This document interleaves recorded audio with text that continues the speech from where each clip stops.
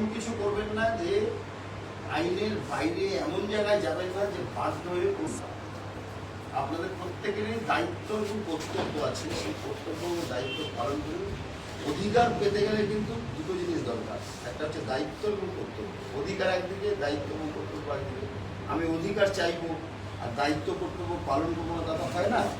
সেই জন্য উভয়টাই করলে পরে আমি অধিকারও চাইবো, আমি আমার দায়িত্ব এবং কর্তব্য করবো, তাহলে পরিবেশটা সুস্থ হবে।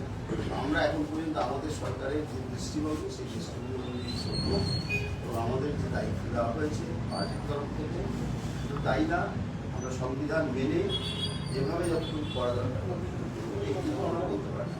এবং সেই পরিবেশ আমরা শুধু বিধানসভার ভেতরে না, সারা রাজ্যে যাতে সেই পরিবেশ থাকে সেই দৃষ্টি। সাংবাদিকতা তো একটা বড় নতুন প্রফেশন, এটা অস্বীকার করে না।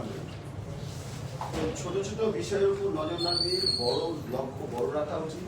আর দ্বিতীয় করে নিজেকে যথেষ্ট মানে এই যে ছোট ছোট লোভ, সেই লোভগুলোকে অতিক্রম করতে হবে। ছোট লোভের কাছে যদি নিজেকে সারেন্ডার করে দেওয়া হয়, তাহলে কিন্তু বড় কাজ করা যায়।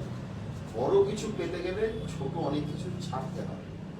আমি সবাইকে বলবো যে সেই দৃষ্টিভঙ্গি নিয়ে দেখুন, আমাদের দেশে বড় বড় মানুষ জন্মগ্রহণ করেছে, তারা কত কষ্ট করে জীবনে এগিয়েছে এবং তারা পরবর্তী সময় সাফল্য লাভ করেছে, সেটা দেখবে। আপনাদেরও আমি বলছি যে, আর যেটা বলছি যে যারা সাংবাদিকতা করবেন, যারা এখানে আছেন তাদেরও জানেন, সাংবাদিকের সবচেয়ে মূল অস্ত্র কি? জ্ঞান।